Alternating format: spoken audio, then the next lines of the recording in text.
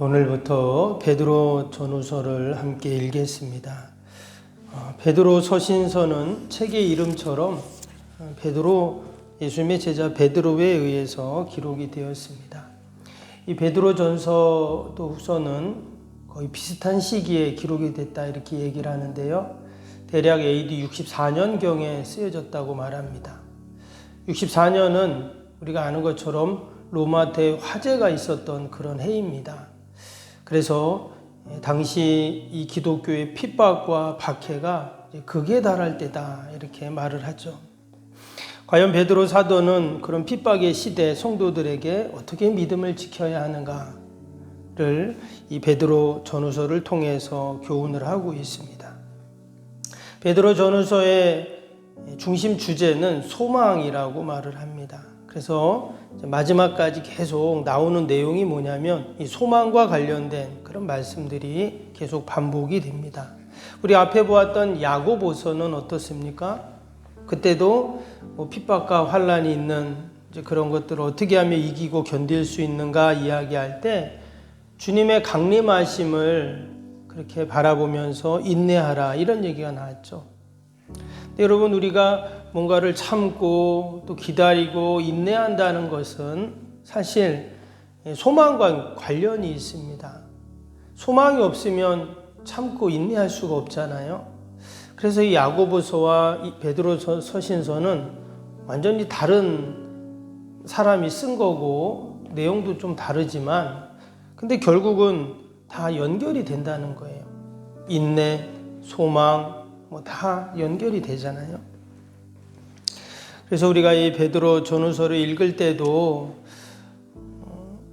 마치 광야 같은 세상 사는 우리 성도들이 또 참 힘들고 어려운 일들이 우리가 많이 있는데 과연 우리가 믿음으로 어떻게 이것들을 잘 이겨나갈 수 있는가? 우리가 이 베드로 서신서를 읽으면서 하나님이 주시는 지혜를 얻는 저와 여러분이 되시기를 바랍니다. 오늘 1절 말씀 보겠습니다. 이 편지를 누구에게 썼는가가 나오죠. 예수 그리스도의 사도 베드로는 본도, 갈라디아, 갑바도기아, 아시아와 비두니아에 흩어진 나그네라고 했습니다. 여기 보면 여러 가지 지명이 나오는데 당시에 소아시아를 의미합니다. 여기 여러 교회들이 있었어요. 그래서 그 성도들 어떤 한 사람 특정인에게 보낸 게 아니라 여러 지역에 있는 성도들에게 함께 이 편지를 읽어라. 그래서 이걸 회람 형식의 편지라고 이렇게 말을 하는데요. 여기 보면 그들을 가리켜서 뭐라 그랬어요? 흩어진 나그네라고 이렇게 말을 했습니다. 그러니까 우리 성도들을 가르쳐서 나그네라는 표현을 썼다는 거예요. 밑에 17절에도 보면 우리 성도들이 이 땅에 사는 동안 자신을 나그네처럼 여기고 두렵고 떨림으로 지내라 이런 말씀도 나옵니다. 그래서 우리 성도들은 이 땅에 나그네처럼 우리가 사는 인생들이다 하는 거예요. 나그네라고 하면은 또 한편으로는 좀 많이 이렇게 좀 섭섭하고 서운한 그런 표현일 수도 있는데 왜 그럼 성도들을 나그네라고 했는가? 나그네는 말 그대로 그냥 지나가는 사람이 나그네잖아요. 교회도 보면 나그네가 있습니다. 그 교회 잘 나오는 것 같고 신앙생활하는 것 같지만 믿음의 뿌리를 쭉 내리지 못하고 결국은 그냥 나그네처럼 지나가는 그런 사람도 있어요. 근데 여기 보니까 지금 나그네다 이런 말을 지금 한 것입니다. 그런데 왜 나그네라고 했는가? 이제 여기에 우리 성도들이 고난에 대한 해석이 여기서부터 시작이 됩니다. 왜 예수 믿는데 나에게 왜 고난이 있을까? 우리가 이런 생각, 고민을 하게 됩니다. 어려움이 있으면. 그런데 이 땅에서 지금 뭐라고요? 우리가 나그네라고 했잖아요. 나그네이기 때문에 고난도 그때뿐이라는 거죠. 아픔도 그때뿐이고 억울한 것도 그때뿐이고 반면에 기쁨도 그때뿐이겠죠. 왜? 나그네니까. 그래서 그 고난을 이상하게 여기지 말라 그랬습니다. 6절 볼까요? 그러므로 너희가 이제 여러 가지 시험으로 말미암아 잠깐 근심하게 되지 않을 수 없으나 오히려 크게 기뻐하는도다. 그 고난과 시험이 잠시 잠깐인데 오히려 크게 기뻐하라 이렇게까지 지금 말을 하고 있습니다. 왜 그런가? 이어지는 7절 봅니다. 너희 믿음의 확실함은 불로 연단하여도 없어질 금보다 더 귀하여 예수 그리스도께서 나타나실 때에 칭찬과 영광과 존귀를 얻게 할 것이니라.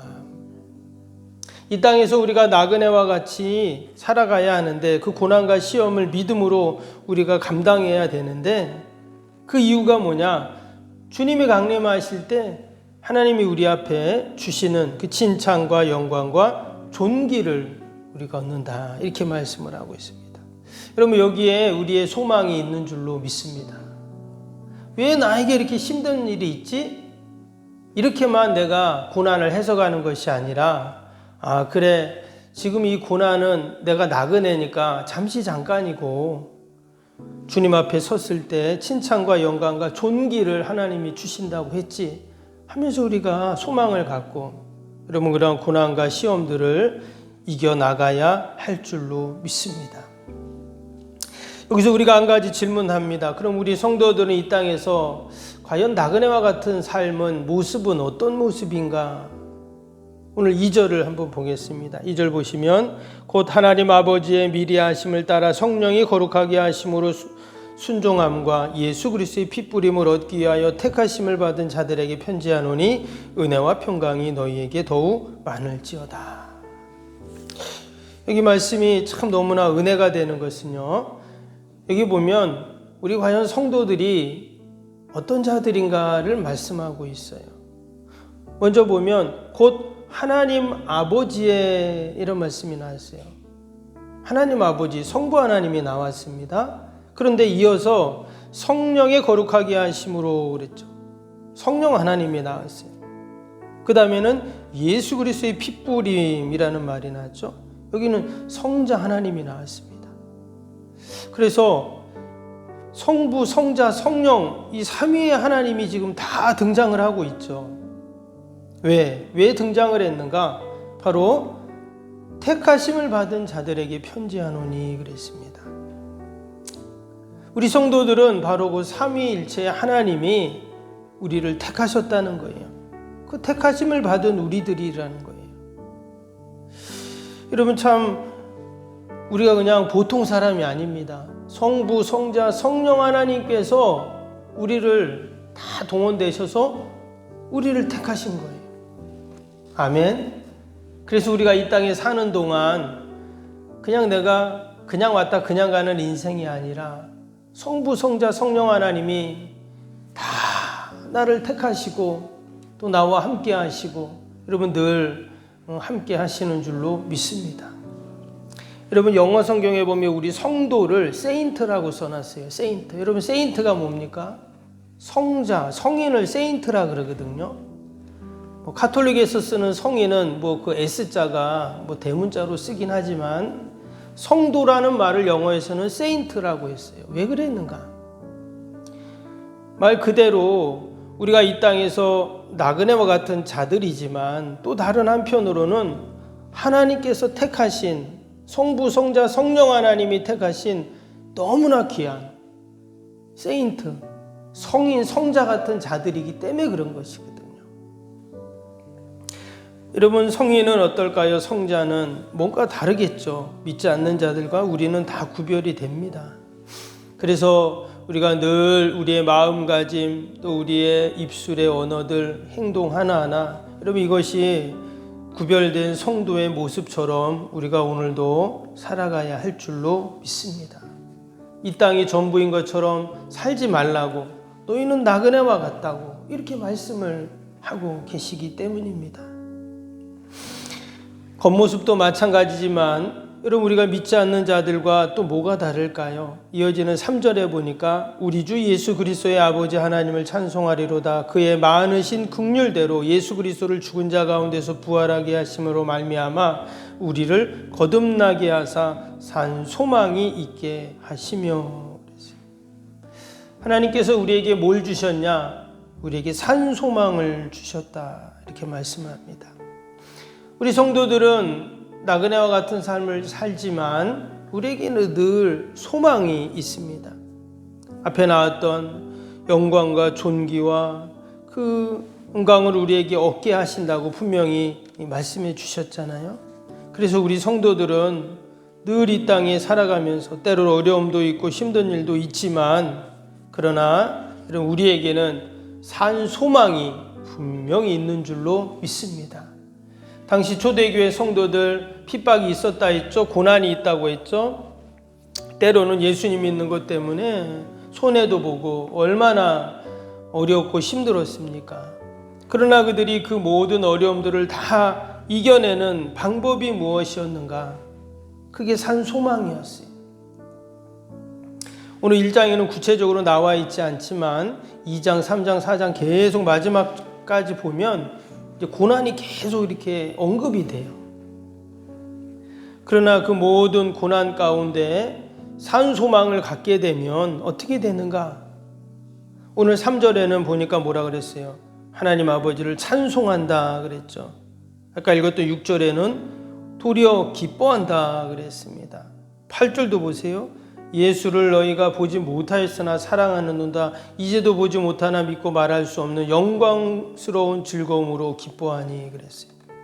이 산 소망을 갖게 되면 찬양이 흘러나오고 기쁨의 노래가 나오고 또 크게 기뻐하고 즐거워하고, 그럼 이것이 소망을 가진 자의 모습인 줄로 믿습니다. 소망을 가진 자의 모습이에요. 낙심할 수 있고 절망할 수 있는 상황이지만 소망이 있으니까 기쁘고 즐겁고 찬양이 나오는 거죠. 또 소망이 있으니까 5절 보세요. 너희는 말세에 나타나기로 예비하신 구원을 얻기 위하여 믿음으로 말미암아 하나님의 능력으로 보호하심을 받았느니라. 하나님께서 우리를 보호해 주신다는 거죠. 여기서 보호하심이라는 단어를 보면 보초를 선다 이런 뜻입니다. 하나님이 마치 다 보초를 쓰시면서 우리를 지켜주신다 하는 것이죠. 그렇기 때문에 여러분, 우리가 산 소망을 가질 때 넉넉히 이 땅에서 어떤 어려움도 다 이겨나갈 줄로 믿습니다. 또 한 가지는 4절 볼까요? 썩지 않고 더럽지 않고 쇠하지 아니하는 유업을 있게 하시나니 곧 너희를 위하여 하늘에 간직하신 것이라. 7절에도 너희 믿음의 확실함은 불로 연단하여도 없어질 금보다 더 귀하여 예수 그리스도에 나타나실 때 칭찬과 영광과 존귀를 얻게 할 것이라. 이것이 바로 하늘의 유업을 지금 말을 하고 있습니다. 이 유업이라는 단어가 다른 성경 보면 유산이라고 되어 있어요. 마치 부모가 자녀에게 유산을 상속해 주는 것처럼 하나님이 우리에게 썩지 않고 더럽지 않고 쇠하지 않을 그 유업을 우리에게 있게 하신다고 말씀합니다. 여러분, 우리가 유산을 받는다는 게 얼마나 귀하고 복된 일입니까? 부모가 나에게 유산을 물려줘요. 너무나 고맙고 감사한 일이죠. 근데 하나님이 우리에게 물려주시는 것은 썩지 않고 더럽지 않고 쇠하지 않는 것이다. 여러분, 우리에게 이러한 소망이 있기를 축복합니다. 세상의 것은 시간이 지나면 썩고 쇠하게 되잖아요. 근데 하나님이 주시는 것은 썩고 쇠하지 않는 너무나 귀한 것이라고 지금 말씀하기 때문에 우리가 그것을 소망할 때 우리에게 찬양과 감사가 넘치게 되는 것이죠. 오늘도 저와 여러분은 이 땅에 살아갈 때 나그네와 같은 자들입니다. 그러나 나그네 너무 서글프다, 우리가 이렇게 생각할 것이 아니라 성부, 성자, 성령 하나님이 다 동원되셔서 우리를 택하셨고 또 우리에게 예비하신 말씀처럼 7절에 칭찬과 영광과 존귀를 분명히 우리에게 얻게 하신다고 하셨으니 우리가 그 은혜들을 생각하면서 오늘도 소망으로 더 견고해지는 복된 하루가 되시기를 축복합니다.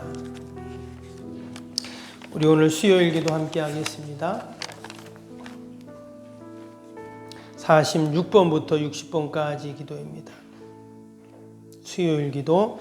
신실한 그리스도의 제자를 끊임없이 재생산하는 생명의 공동체가 되게 하옵소서.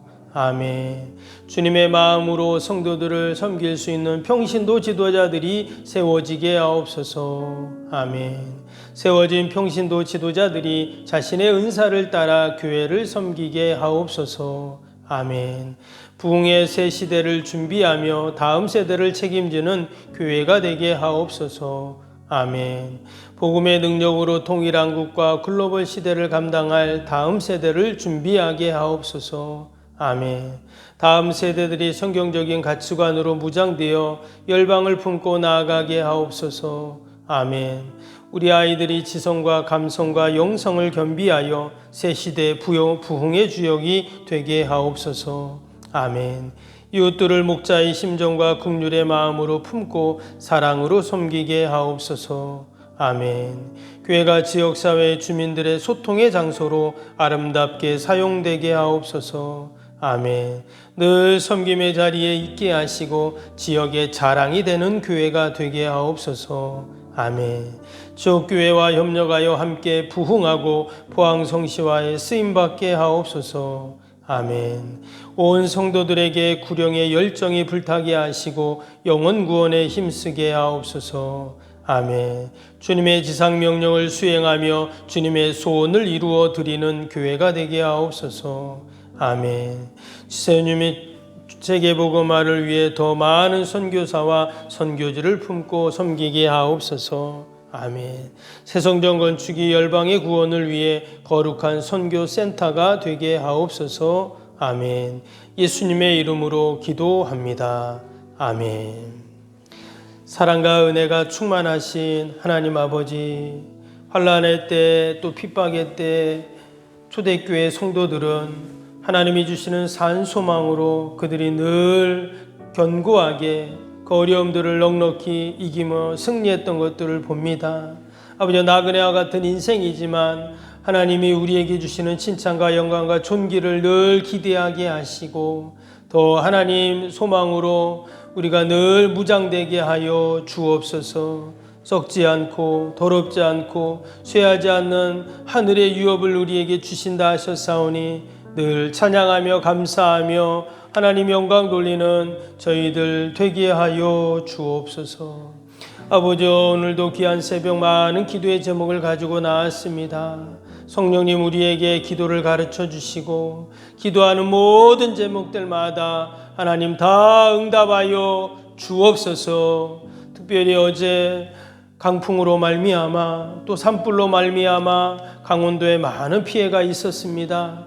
하나님 그들을 위로하여 주시고 하루속히 복구되고 회복되게 하여 주옵소서. 우리가 이런 자연재해들을 보면서 늘 하나님 의지합니다. 우리의 연약함을 다시 한번 돌아보며 하나님 도와주시고 늘 함께하여 주옵소서. 믿음의 성도들, 가정들, 자녀들마다 모든 사업장마다 몸담은 일터마다 소망과 계획마다 하나님의 도우심 하나님이 함께하여 주옵소서. 오늘도 주님의 몸된 교회 또 우리 요양원 또 우리 가정들 어둠의 영들이 일절 틈타지 않게 하시고 늘 천군천사 보내셔서 진치시고 아니하여 주옵소서. 연약한 육신 강건하게 하여 주시고 죄전 출입하는데 어려움이 없게 하여 주옵소서. 오늘도 아버지 우리가 새벽마다 올려드리는 새성전 건축의 기도가 다 하늘에 상달되게 하여 주시고 때가 되면 하나님께서 열어주시고 또 아버지 부어주시고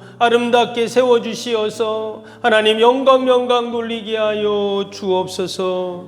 오늘 하루도 오직 하나님 산소망으로 견고해지게 하여 주옵소서. 예수님의 이름으로 기도하옵나이다. 아멘. 하늘에 계신 우리 아버지, 아버지의 이름을 거룩하게 하시며 아버지의 나라가 오게 하시며 아버지의 뜻이 하늘에서와 같이 땅에서도 이루어지게 하소서. 오늘 우리에게 일용할 양식을 주시고 우리가 우리에게 잘못한 사람을 용서하여 준 것 같이 우리 죄를 용서하여 주시고 우리를 시험에 빠지지 않게 하시고 악에서 구하소서. 나라와 권능과 영광이 영원히 아버지의 것입니다. 아멘.